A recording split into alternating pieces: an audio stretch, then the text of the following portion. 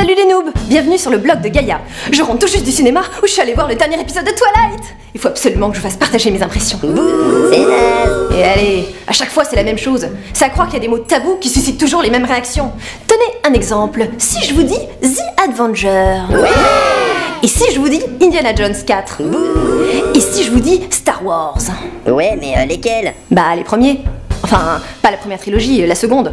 Donc pas les plus récents, ni encore moins la prochaine de Disney. Hein? Mais qu'est-ce qu'elle raconte? Bah, les épisodes 4, 5, 6. Ouais, c'est trop de la bombe. Après, y a aucun souci, hein. Chacun ses goûts. En revanche, il faut qu'on m'explique pourquoi d'un côté, j'entends systématiquement ça. Non mais tu peux pas aimer ça. C'est trop la honte. Twilight, c'est pathétique, c'est niais, c'est commercial. Et puis depuis quand les vampires ça brille au soleil? C'est pas ça un vrai vampire. Alors que d'un autre. Twilight 5 réalise le plus gros démarrage de l'année devant Dark Knight 3 et L'Âge de Glace 4. Il a fait 2,4 millions d'entrées en France en une semaine seulement. Donc, personne n'aime, mais le film bat quand même des records au box-office. C'est louche, non? Personnellement, j'ai 2 ou 3 théories. Soit il n'y a que 10 000 fans en France et elles sont allées voir le film 240 fois chacune cette semaine. Oh non, je crois que j'ai cligné des yeux à la 2853e seconde. Faut que j'y retourne. Soit on est face à des sadomaso qui détestent la licence mais qui vont quand même la voir pour mieux la défoncer ensuite. Je souffre. C'est une torture. Mais qu'est-ce que c'est bon. Je vais pouvoir massacrer les fans de cette dope sur les réseaux sociaux.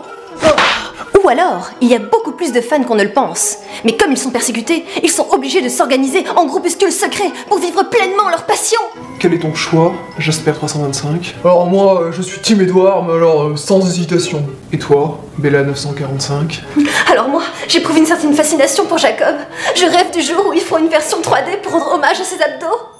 Alors, si le premier film avait fait un gros score et qu'ensuite la courbe était descendue pour les 4 suivants, j'aurais compris. Mais les 5 épisodes cartonnent, donc il y a clairement récidive. Bon, j'ai pris Twilight comme exemple, mais ça s'applique à plein d'autres domaines. Tenez, prenez ce pauvre Justin Bieber. Lui aussi, il a morflé sur internet. Et pourtant, jusqu'à il y a pas si longtemps, son clip Baby était la vidéo la plus regardée sur YouTube. Pourquoi un tel grand écart entre la critique négative et les chiffres? Vous y comprenez quelque chose, vous? Ne me dites pas que si les gens regardent, c'est uniquement pour se moquer. Je propose que nous demandions directement à nos spécialistes.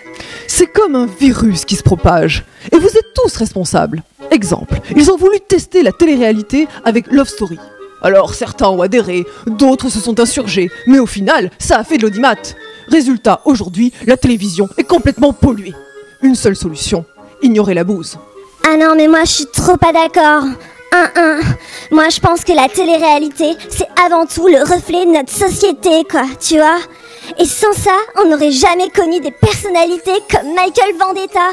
Le mec, il mérite trop le respect, quoi. Ça veut rien dire ce que vous dites, c'est bidon. De toute façon, Twilight, c'est fait pour les... Justin Bieber, c'est un gros fils de...